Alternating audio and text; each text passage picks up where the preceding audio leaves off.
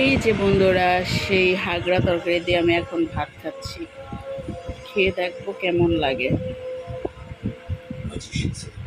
দেখতে তো একদম ডাটার মতো দেখাচ্ছে। হুম, মজা আছে। সমুদ্রের মাছ, সুরমা মাছ, এটা দিয়ে রান্না করেছে, আসলে অনেক টেস্টি। হ্যালো বন্ধুরা, এই যে সেই হাগরা না ঘাগরা বলে, সেটা আমি কালকে এক মুঠো কিনে নিয়ে আসছিলাম।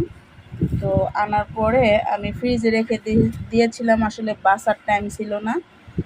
তো আমি আনছি, আগে কখনো খাই নাই, এমনি গাছটা দেখতাম এখানে ওখানে হয়ে থাকে। তো ছোটোবেলায় কিন্তু এই গাছের ফল দিয়ে আমরা খেলা করতাম, বিশেষ করে অনেক ফাজলামি করতাম। এই গাছের ছোট ছোট এক ধরনের ফল হয়, যে ফলটা আমরা ছিঁড়ে তারপরে মানুষের মাথায় দিয়ে রাখতাম, এবং চুলের ভিতরে অনেকগুলা দিলে সেই চুল আর ছাড়ানো যেত না। তো এই শয়তানিগুলো আমরা ছোটোবেলায় করেছি, ফাজলামিগুলো। তো এই গাছটা দেখে অনেক মনে পড়ছে। তবে এই গাছ তো অনেক দেখতাম, কিন্তু আমি কখনো কাউকে খাইতে দেখি নাই বা শুনি নাই।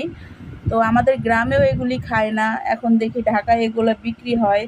এবং আমি কয়েকজনের সাথে আলাপ করলাম, সবাই বলছে যে খায়, এটা খাইলে নাকি শরীরের যে বাত ব্যথা আছে বা অন্য কিছু অনেক আর কি রোগ প্রতিরোধ ক্ষমতা বাড়ায়। তো চিন্তা করলাম, মারা তো আর যাবো না, তো এক মুঠা কিনে নিয়ে যাই, কেমন লাগে প্রথম অবস্থায় খেয়ে দেখি, পরে যদি ভালো লাগে তাহলে আবারও কিনবো। তো এখন আমি এগুলা সুন্দর করে বেছে নেব, দেখি কতটুকু হয়। তারপরে এটা আমি মাছ দিয়ে আলু দিয়ে মাখা মাখা করে ঝোল রান্না করব।